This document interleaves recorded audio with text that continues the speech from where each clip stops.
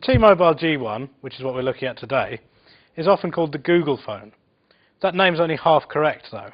The hardware itself, the phone, is actually made by a company called HTC, which is better known for making handsets for companies such as Orange and for O2. The difference with this one is that it uses Google's Android operating system, which itself is designed to become an open standard in the future for mobile phones. So you should expect to see a lot more phones that look like this coming up in the future. The main competitor to the G1 is clearly Apple's iPhone. Like the iPhone, the G1 has a touch-sensitive screen, but unlike the iPhone, it also has a flip-out keyboard. That's a full QWERTY keyboard that you can use for typing. It's quite handy to have, particularly if you're not a fan of the iPhone's on-screen keyboard, but it is annoying to have to flip out the keyboard every time you want to type anything.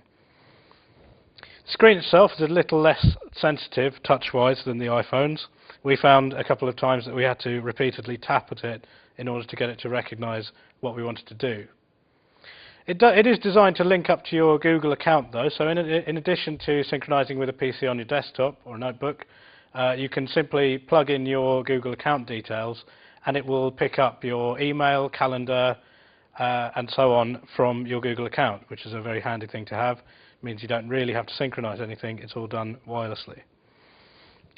In addition, given that Google owns Google Maps and YouTube, as you'd expect, it's got mapping, it's got YouTube, those are both quite easy to access. The G1 itself is quite well built, it's quite solid, although we're not convinced that this flip mechanism is going to survive the full 18 months of everybody's contracts. It does have a couple of nice design touches though, including this slight curve to the side of the unit, which means that when you're holding it up to your ear to make a call, it's got a natural feel to it. It's got motion sensing technology as well, so it can tell when it's being moved or when it's on its side. Unfortunately, although that's been put to use in some of the downloadable games, it isn't really being used in the rest of the applications. So when you're in the browser, for instance, it doesn't automatically turn onto its side when you turn the phone onto its side. Generally though, those are fairly small problems. There were a couple of other bigger problems. The camera is fairly poor, and there are a few other niggles that we weren't very happy about. Generally though, the G1 is an impressive and well-built phone, and Google's Android operating system is a very impressive first run out.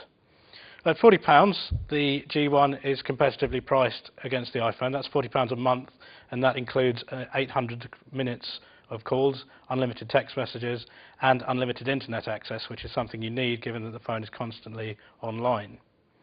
So although we'd consider the iPhone to be a better choice at the moment, the Google G1 is definitely worth a look.